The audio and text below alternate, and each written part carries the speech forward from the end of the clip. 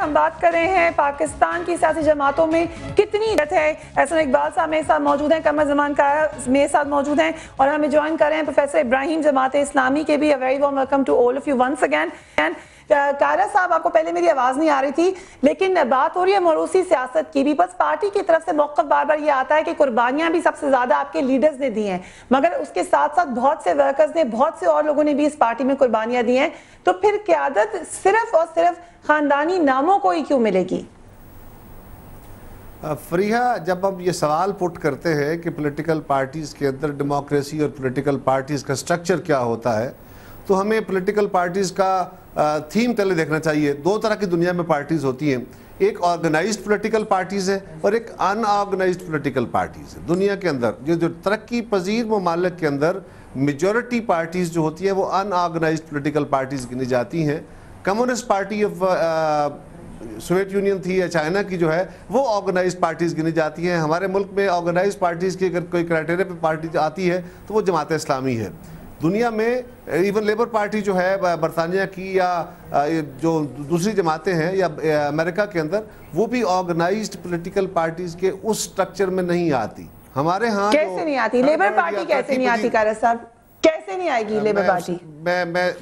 मैं बताता हूँ आपको कि वो जमातें जिनके अपने पहले सूबाई कैडर्स, उसके बाद नीचे उनकी जो होती हैं स्मॉल ब्रांचेस, वहाँ से जब पार्टी इवाल्व होती है तो उसकी जमात के जो क्राइटेरिया दुनिया में गिना जाता है वो बिल्कुल मुख्तलिफ है। दुनिया में सोशलिस्ट या कम्युनिस्ट पार्टीज जो थी वो ऑर्गेनाइज्ड पॉलिटिकल पार्टीज रहीं, और ये अनऑर्गेनाइज्ड पॉलिटिकल पार्टीज का मतलब ये नहीं होता कि वो पॉलिटिकल पार्टी नहीं होती, वो उस स्ट्रक्चर की बात नहीं। लेकिन जहां तक ड्यू रिस्पेक्ट ऑर्गेनाइज्ड और आपने बड़ा खुल के बताया, लेकिन हम तो बात करें पार्टी के अंदर जमहूरियत होने की। मेरा सीधा सा सवाल ये कि आपकी पार्टी में चेयरपर्सन फॉर लाइफ का, मैं उसी पे आने लगा हूं। अब पाकिस्तान के अंदर अगर देखते हैं आप, तो पाकिस्तान के गिरदोनवा को भी देख लीजिए। क्या ये सिर्फ पाकिस्तान का फिनोमेना है या तरक्की पजीर दुनिया सारी का ये फिनोमेना है? क्या बांग्लादेश में ऐसा नहीं है, इंडिया में ऐसा नहीं है, श्रीलंका में ऐसा नहीं है? दुनिया के बेशुमार ममालिक के अंदर और इवन तरक्की याफ्ता ममालिक के अंदर भी है। आज भी अमेरिकन पॉलिटिक्स के अंदर तो आप मान रहे हैं कि आपकी पार्टी में भी ऐसा ही है, नाम होना चाहिए खानदानी, तभी आप पार्टी की क़यादत दे सकेंगे? फ्रीहा, इस तरह मुझे रोके नहीं प्लीज। आप मुझे जितना टाइम देना चाहती हैं मुझे फ्रीली दे दीजिए, मैं आपके अपना मौक़िफ़ दे सकूं। मैं आपके सवाल पे ही सवाल ये है कि आप पाकिस्तान के फिनोमेना पे आ जाइए। पाकिस्तान के फिनोमेना में दो तरह के इश्यूज है। एक पहला जो फंडामेंटल इशू है वो ये है कि किसी भी मुल्क के, किसी भी खित्ते के लोग जिस जमात के, जिस बंदे को अपना सरबराह मानते हैं, उसके लिए आप, मैं या कोई और इंटेलेक्चुअल या कोई और फोरम किस तरह डिटर्मिनेशन कर सकता है? कौन फैसला करेगा? अगर पाकिस्तान पीपल्स पार्टी के कारकुन आसिफ जरदारी साहब को या बिलावल भुट्टो साहब को अपना लीडर मानते हैं, मुस्लिम लीग के कारकुन मियां नवाज शरीफ साहब को अपना लीडर मानते हैं, वो अपनी जमात के सदर हों या ना हों, इसी तरह अगर असफंदियार वली को उनकी जमात के लोग उनको फॉलो करते हैं, तो ये कौन सा जुर्म है? क्या कांग्रेस के अंदर ऐसा नहीं हुआ? क्या बीजेपी में ये नहीं है? क्या बांग्लादेश के अंदर ये नहीं है? ये तो लोगों ने फैसला करना है ना, ये को हमने इम्पोज किया हुआ है। मैं पीपल्स पार्टी का एट विल, मेरी अपनी मर्जी है। मैं आज पीपल्स पार्टी में हूं, मैं कल पीपल्स पार्टी छोड़ना चाहूं तो मुझे कोई पाबंदी है? मैं कोई मुलाजिम हूं? ये इसी तरह एहसन इकबाल साहब है, हम आज़ाद विल के साथ अपनी जमातों में हैं। ये सिर्फ हमारा नहीं है कि जो इलेक्शन लड़ते हैं, जो हमारे पार्टी कारकुन होते हैं पूरे मुल्क में फैले हुए। देखिए, आप अपनी जो इंटेलेक्चुअल डिस्कशन है इसको अपनी जगह रखिए, लेकिन हालात देखिए ना, अपने हकायक देखिए। फैसला लोगों ने करना है या इंटेलेक्चुअल डिबेट ने करना है? ठीक है कारा साहब, रशीद गुरेल साहब भी हमें जॉइन द कॉइन मूवमेंट के। रशीद साहब आप जी। कारा साहब जी एहसन साहब जी, मैं सिर्फ ये कहना चाहूँगा कि हमने अपनी पार्टी में पिछले एक साल के अंदर, आपके मीडिया पे इसकी फुटेज मौजूद है, अखबारात के अंदर तस्वीर और रिपोर्टिंग मौजूद है, डिस्ट्रिक्ट लेवल से पार्टी की तंजीम का काम शुरू किया, पार्टी के डेलीगेट्स को इकट्ठा किया गया, कन्वेंशंस हुए, उसमें डिस्ट्रिक्ट काउंसिल्स के इजलास हुए। नवाज शरीफ साहब ने कोई 6-6, 7-7 दिन की बात कर रहा हूं यार। आपकी पार्टी के कारकुन अगर आपके मियां नवाज शरीफ को लीडर मानते हैं तो मैं सिर्फ फैसला करेगा? लोगों ने फैसला करना है। वो बात सही है आपकी, नहीं میں صرف یہ بتا رہا ہوں کہ ہم نے جو تنظیمی عمل کیا ہے کہ ڈسٹرکٹ سے لے کر صوبے کی سطح پر کئی دن کرتی ہیں اپنے سٹرکچر میں اپنے آرگنائزیشنز کرتی ہیں. آپ نے کیا بہت اچھی بات ہے, ہماری جماعت بھی کر رہی ہے, ہم نے بھی بلوچستان کے اندر یہ باقی جگہوں سے اپنا کام شروع کیا. اب سوال یہ ہے کہ پیپلز پارٹی کا ایک اپنا فنامنا ہے. ہمیں کہا جاتا ہے بھٹو فیملی کی پارٹی ہے. بھائی پاکستان کا واحد سیاسی خاندان بھٹو ہے, بھٹو خاندان ہے, جن کے باپ نے, جن کے بیٹوں نے, جن کی بیٹی نے, جن کی بیوی نے, ان کے کارکنوں کے علاوہ اس خاندان نے اپنی جانوں کے نذرانے دیے ہیں, اپنے خون سے سینچا ہے اس پارٹی کو اور اس ملک کو. اور پاکستان پیپلز پارٹی کے لوگ اگر اس خاندان کے ساتھ ہیں, اس خاندان کا وہ نظریہ جو ان کے پاس ہے. اور آج آصف زرداری صاحب کوئی جو پھولوں کی سیج پہ آ کے بیٹھ گئے, اگر بلاول بھٹو زرداری کو پاکستان پیپلز پارٹی کے کارکن, پورے ملک میں پھیلے ہوئے کارکن ان کو قبول کرتے ہیں, الطاف حسین صاحب کو اگر ایم کیو ایم کے کارکن قبول کرتے ہیں, تو فریحہ یہ کوئی جبر تو نہیں ہے. ہم تو والنٹیئرز ہیں نا, ہماری تو اپنی مرضی ہے. میں پیپلز پارٹی کے ساتھ اپنی مرضی سے ہوں. ٹھیک ہے, قمر زمان قائد صاحب نے اپنا موقف دیا ہے. پروفیسر ابراہیم مجھے بتائیں, پاکستان میں ایسے کیا مسائل ہیں, کیا صورتحال ہے کہ ہمیں نسل در نسل سیاست ہی نظر آ رہی ہے؟ جب لوگ ووٹ ہی ان کو ڈالتے ہیں تو پھر کیسے آپ جمہوریت کی بات کر سکتے ہیں پارٹیز کے اندر؟ اگر پارٹی میں پرائم منسٹر چینج ہو سکتا ہے, کوئی اور ہو سکتا ہے, لیڈر کوئی اور ہو سکتا ہے, لیکن ان کا خاندان سے تعلق ہونا ضروری نہیں ہے, تو پاکستان میں شاید وہ روایت اس لیے نہیں ہے کہ معاشرہ فرق ہے. آپ کیا کہتے ہیں؟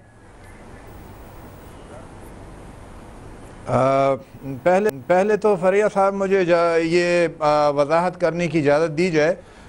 خیرالزمان قاہرہ صاحب کا میں مشکور ہونے جماعت کا ذکر کیا ہے کہ آرگنائز پارٹی پاکستان میں صرف جماعت اسلامی ہی ہے, اور میں اگر واضح کرنا چاہوں کہ وہ پارٹی جس کے اندرون میں جمہوریت ہے وہ صرف جماعت اسلامی ہی ہے, اور کوئی پارٹی ایسی نہیں ہے جماعت اسلامی کے سوا جس کے اندرون میں مکمل طور پہ جمہوریت ہو. اب اس کے بعد آپ کا سوال کہ پاکستان میں لوگ کیوں ووٹ دیتے ہیں, سربراہ رہے تھے نا جماعت اسلامی کے, لیکن ابھی اگر دیکھا جائے تو آپ صحیح فرما رہے ہیں کہ جمہوریت اگر دیکھی جائے تو شاید جماعت اسلامی میں ہی ہے.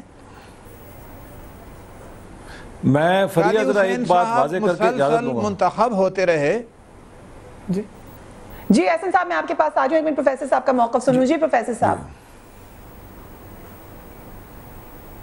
قاضی صاحب مسلسل وقفوں کے ساتھ وہ امیر منتخب ہوتے رہے. قاضی صاحب ایسے نہیں تھے کہ باہر سے کوئی مسلط ہو گئے تھے, وہ باقاعدہ ارکان جماعت کے رائے سے ہی منتخب ہوتے رہے.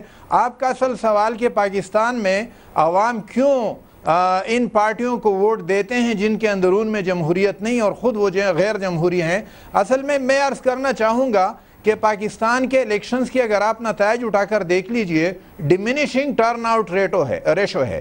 وہ ٹرن آؤٹ جو ہے, ووٹ کی شرح جو ہے وہ کم سے کم تر ہوتی جا رہی ہے, اور صورتحال یہ ہے کہ اس نظام پہ لوگوں کا اعتماد ختم ہوتا جا رہا ہے. جبکہ میں یقینی طور پہ کہتا ہوں کہ پاکستان کا مستقبل جمہوریت سے ہی وابستہ ہے. میں اپنے ان دوستوں کی خدمت میں عرض کرنا چاہوں گا کہ اگر ہم پاکستان میں جمہوریت چاہتے ہیں اور اس نظام پہ عوام کے اعتماد کو بڑھانا چاہتے ہیں, تو ہمیں اندرون میں بھی اپنے پارٹیوں کے اندر بھی انتخابی عمل, جمہوری عمل کو لانا پڑے گا, ورنہ ملک کے اندر پھر ایسا نہیں ہو سکے گا کہ اس ملک کے اندر جمہوریت ہو. اور یہ وقفے سے جمہوریت کا قتل جو ہوتا ہے اس کی بنیاد بھی اصل میں یہی ہے کہ پارٹوں کے اندر جمہوریت نہیں ہے. مجھے چونکہ جانا ہے, میں اپنی بات کر کے جانا چاہتا ہوں.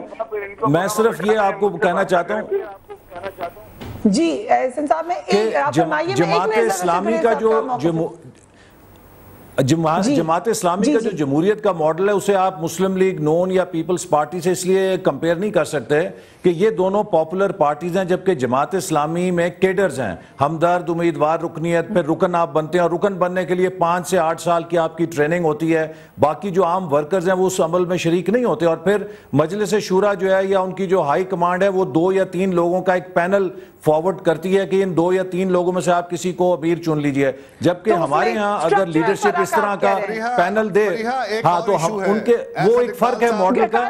ہمارے ہاں آپ کے پاس آ رہی ہوں, مجھے پلیز رشید گڈیل صاحب کو آنے دیں, وہ بڑی دیر سے ہولڈ کر رہے ہیں. رشید گڈیل صاحب بالکل ان کا موقف معافی مانگتی ہوں کہ بڑی دیر سے آپ کو انتظار رہا, لیکن مجھے بتائیے گا متحدہ قومی موومنٹ میں آخری بار الیکشن کب ہوئے تھے؟